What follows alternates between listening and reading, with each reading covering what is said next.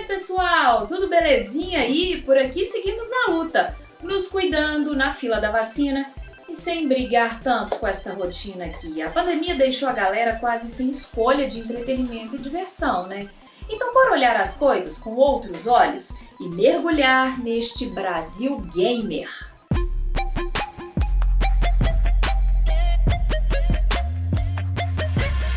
Bom, se pra mim foi preciso esse empurrãozão da pandemia para reconhecer que, ok, os games aqui estão vencendo, para empresas de tecnologia, desenvolvedores de games, serviços de streaming e até canais pagos de TV já significam vitória há muito tempo.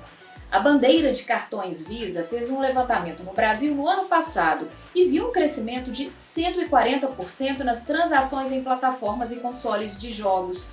O negócio é tão sério que um jogador pode ser atleta profissional, como Henriquinho do futebol eletrônico, um dos entrevistados deste programa. Os jogos interativos e competitivos estão sempre mudando. Atualização que fala, né? E a gente também vai mostrar um pouco disso nas nossas entrevistas com uma galera para quem jogo é vida.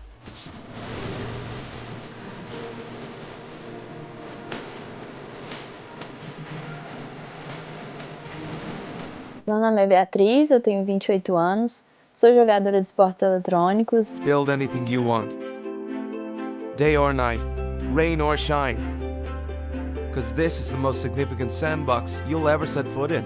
Nunca joguei profissionalmente, sempre joguei por hobby, então eu jogo aos finais de semana, depois do trabalho. Play with friends, build your own little community, protect yourself with the strongest armor that you can craft, and fight off the dangers of the night. Tem muitos anos que eu jogo, deve ter para mais de 10 anos. Eu joguei muitos jogos de PC, desde Age of Empires.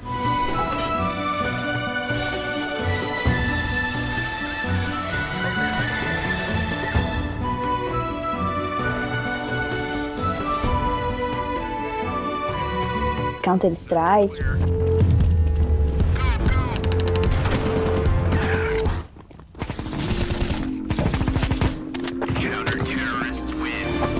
Minecraft. Where the only limit is your imagination. Let's go wherever you want to go. Hoje eu jogo principalmente no PS4. Meus jogos preferidos são o Call of Duty e o FIFA.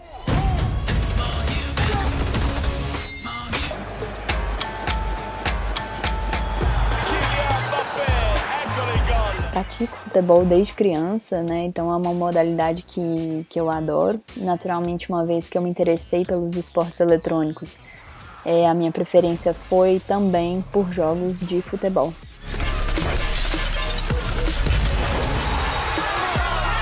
They all wanna meet Neymar. But me, I am Neymar. I'm De Bruyne. I'm Dybala.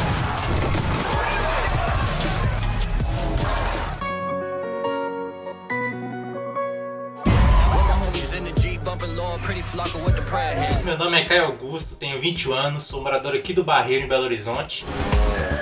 Six-figure check, everyone, let's make it happen! Minha história com videogame começou em 2008, quando eu ganhei o primeiro PlayStation 2 da minha mãe.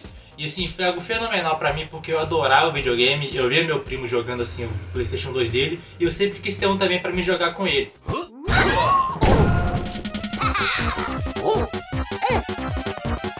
Eu jogava bastante, minha mãe até me xingava às vezes, porque eu virava noites jogando, jogava com meus amigos de madrugada assim, e ela me xingava, porque eu não conciliava os estudos com os jogos. Mas com o tempo assim foi passando, eu vou ganhando outros videogames e eu fui conciliando esse tempo mais.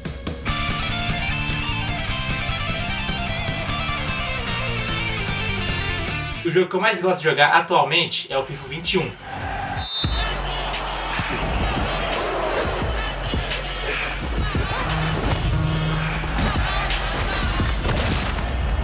Onde eu tenho amigos, tenho grupos de amigos assim, para jogar campeonatinhos, crio campeonatos, faço competições e eu acho assim, sensacional essa interação que a gente tem com o videogame e com o público de fora, poder conversar com pessoas de outros estados, criar campeonatos com pessoas de outros estados, e eu acho sensacional. O videogame é muito bom porque ele é um agregador para mim de sentimentos, de felicidade, assim, tristeza também quando você perde um jogo e tudo mais, Mas assim, o videogame pra mim sempre agregou na minha vida, me deu amigos, me deu várias coisas boas que eu tenho só a agradecer.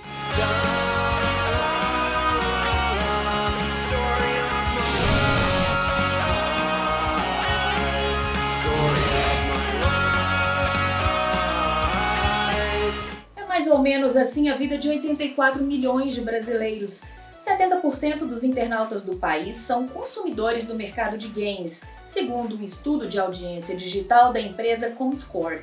E a maioria acessa aqui, pelo celular. O Brasil é o 4º país com mais gente jogando, perde somente para a Índia, Estados Unidos e China. O Pedro, nosso próximo entrevistado, joga muito também, literalmente. Ele já competiu como profissional e agora, longe dos campeonatos, busca outra conexão com os esportes. League of Legends e a comunidade mais engajada do mundo. E o resultado é esse sucesso aqui, Meu nome é Pedro Gontijo, eu tenho 26 anos e eu já fui atleta profissional de League of Legends.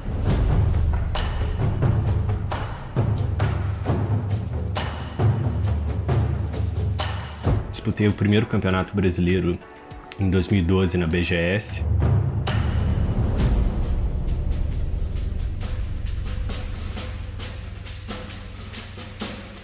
Durante a semana eu tentava ficar o máximo de tempo possível jogando, partidas ranqueadas. O que é uma partida ranqueada? É uma partida que se você ganhar, você ganha pontos, se você perder, você perde pontos. Com esses pontos você pode subir ou cair de divisão. Achava o replay dessas partidas e analisava os meus erros, entrava em muitos fóruns internacionais para ver o que os jogadores das outras regiões estavam fazendo.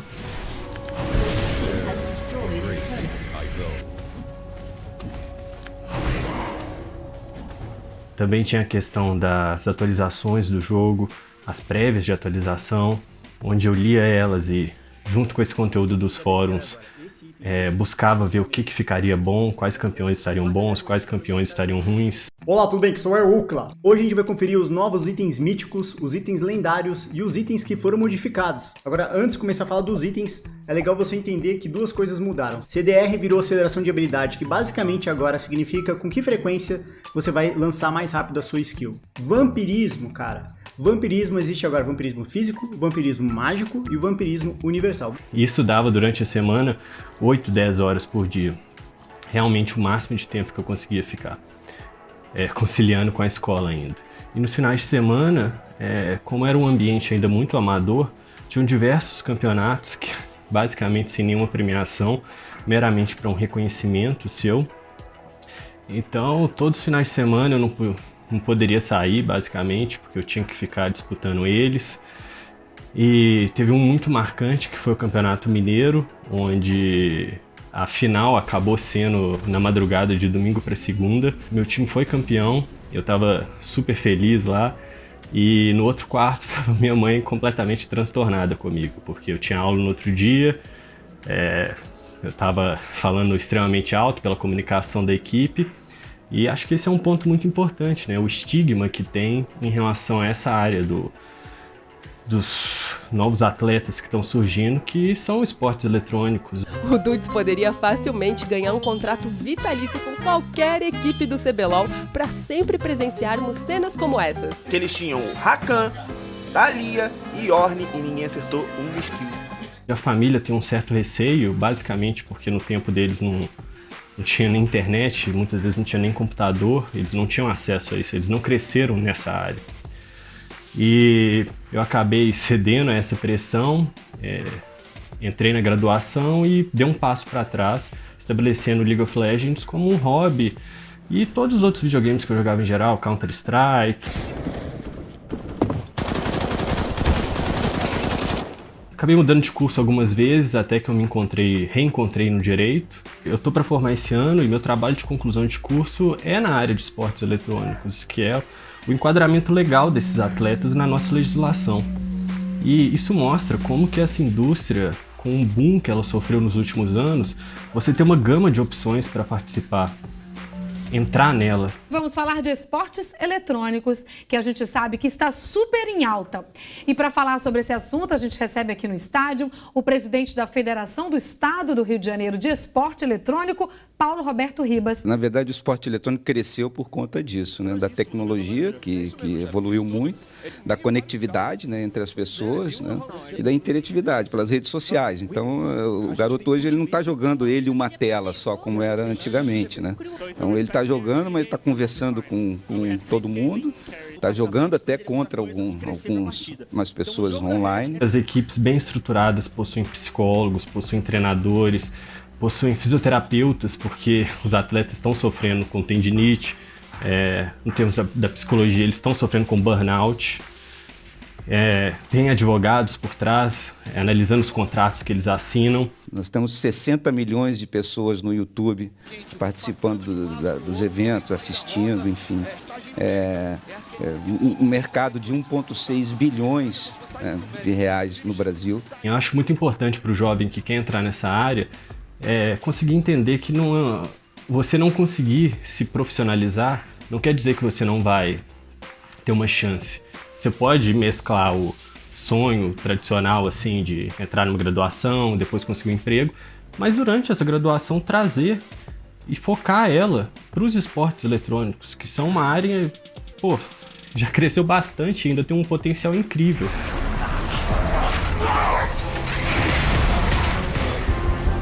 Devolva, minha rainha! Você vai destruir o mundo! Ela é o meu mundo!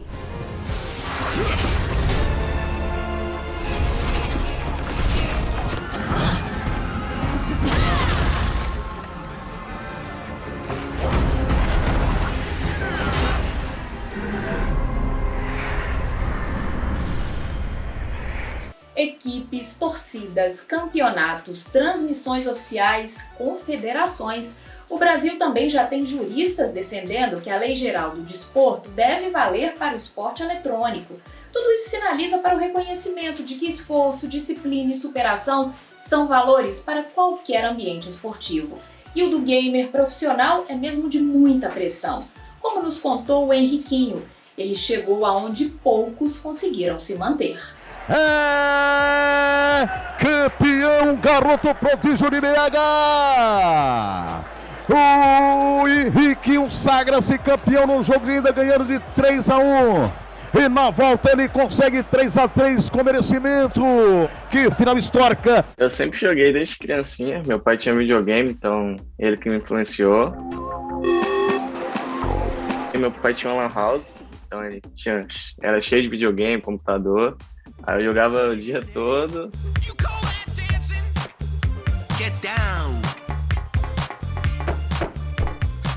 Eu era muito jovem ainda, tinha 15 anos, 14 por aí. E estava começando a ganhar dinheiro e vi que poderia investir nisso. Mas, claro, meu pai que me ajudou muito, porque ele que deu a ideia, ele que me ajudou a jogar. Quando eu achei que eu poderia virar profissional foi em 2016 para 2017. Foi quando eu comecei a ir para outros estados jogar e vencer campeonatos. No meu último ano de escola foi muito complicado, porque foi o ano que eu tive mais viagens. Então, sei lá, uma vez por mês eu tinha que viajar, ficava 5 dias fora, foi muito complicado. Isso me atrapalhou bastante na escola. Cheguei a treinar 6, 8, teve campeonato que era 16 horas que você tinha que jogar por dia. Isso foi durante um mês inteiro, então foi bem puxado no começo, sem dúvida.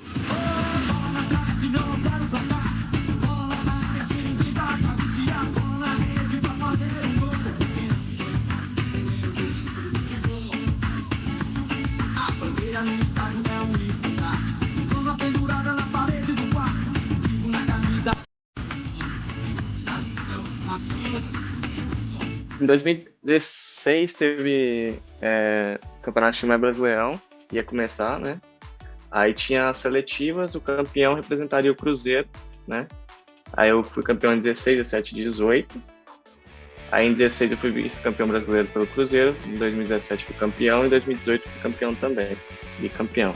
Não tem nem palavras para falar, porque representar o time que desde pequeno acompanhei, torci, fui para arquibancada. Agora eu fui no Mineirão representar o meu time do coração e agora ganhar um título por ele é sem palavras. Ano passado a gente saiu aqui, né, meio amargurado, que jogou bem, perdeu na final pro Gui, mas esse ano, graças a Deus, deu tudo certo. Em 2017 para 2018 eu fui para a Ferroviária, eles estavam montando um time de esportes, eu fui o primeiro a ser jogador deles. A Ferroviária é um time que investe muito agora no esporte, eu estava com esse projeto já. Por lá eu fui campeão brasileiro uma vez e depois fui vice-campeão também. Foi muito bacana lá. Eu agradeço muito a Ferroviária, que é um clube gigantesco pela estrutura e eu tô muito feliz de estar lá. Na Ferroviária a camisa lá é bonita, camisa nova ainda. Grenar. Camisa nova, só que não tem habilidade com a bola no pé não, né? Pô? Artilheiro, nossa margou. E o Campeonato Brasileiro da CBFDV, valendo um carro zero lá, já sabe dirigir já? Não sei não, mas se eu ganhar eu vou dar pro meu pai, né? Em 2019, recebi contato do Barcelona. De criança, sim, porque o Barcelona é um gigante mundial. E foi bem inesperado, porque aqui no Brasil, eu junto com o Gui Fera lá de São Paulo, a gente foi os primeiros a jogar para um clube europeu, a morar fora do Brasil, por conta do PES. Chegou dia 1º de dezembro, então a gente ficou assim, 2, 3 meses. Nossa, a gente está em Barcelona, cidade muito linda. E aí sim, com essas imagens maravilhosas, hein? Permanece Riquinho com a equipe de camisas 1 do Barcelona contra Gui Fera. A gente foi muito bem lá, a gente foi vice-campeão europeu. Para quem joga, sabe que o time do Barcelona no jogo não é muito bom, porque não é muito físico. Então a gente fez praticamente um milagre lá, né? Jogou muito bem. Botou na frente, chegou na grande área, mete o cruzamento por baixo, Griezmann! Gol!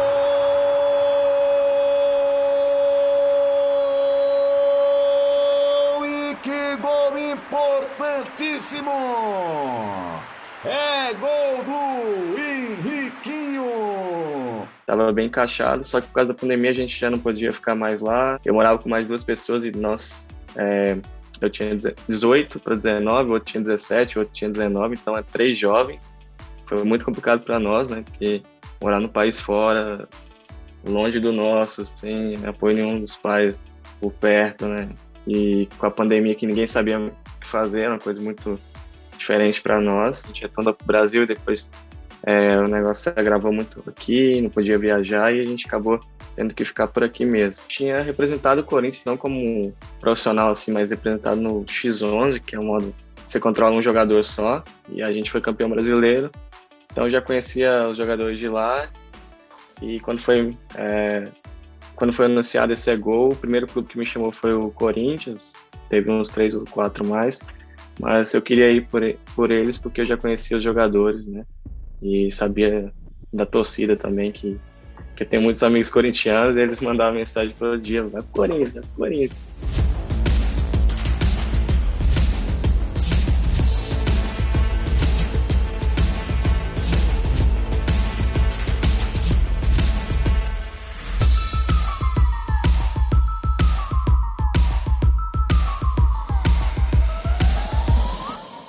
Os campeonatos agora, como não pode ser presencial, tá sendo tudo online, né? Então, tô jogando tudo de casa. Para mim tá sendo tranquilo, porque eu já treinava tudo online, só participava dos campeonatos offline. Offline você sente uma pressão muito maior, né? Muitas câmeras, torcida, tem muita coisa que influencia offline.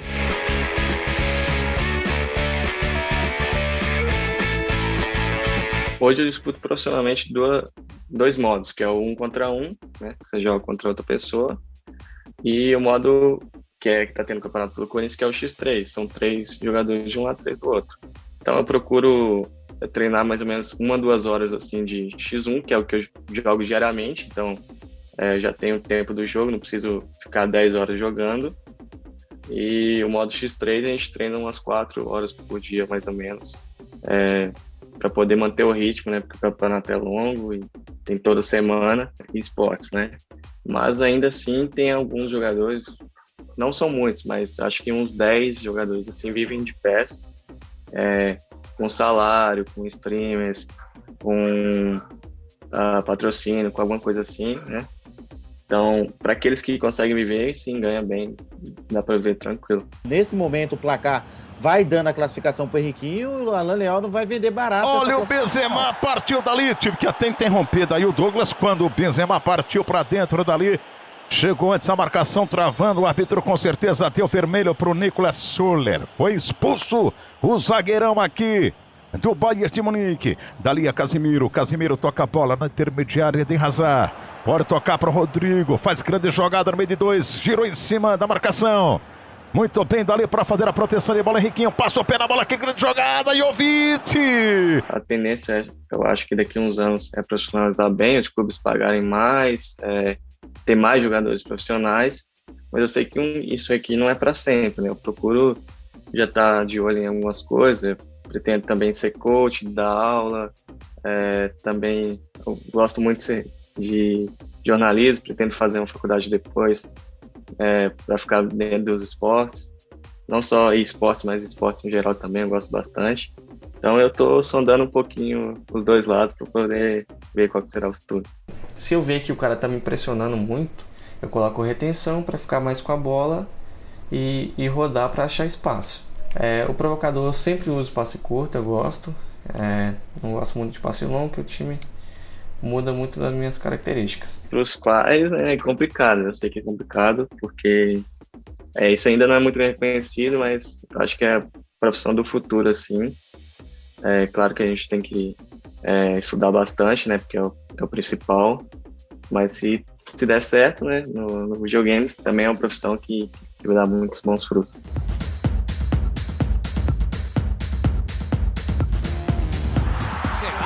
Picardía tremenda, dentro al área.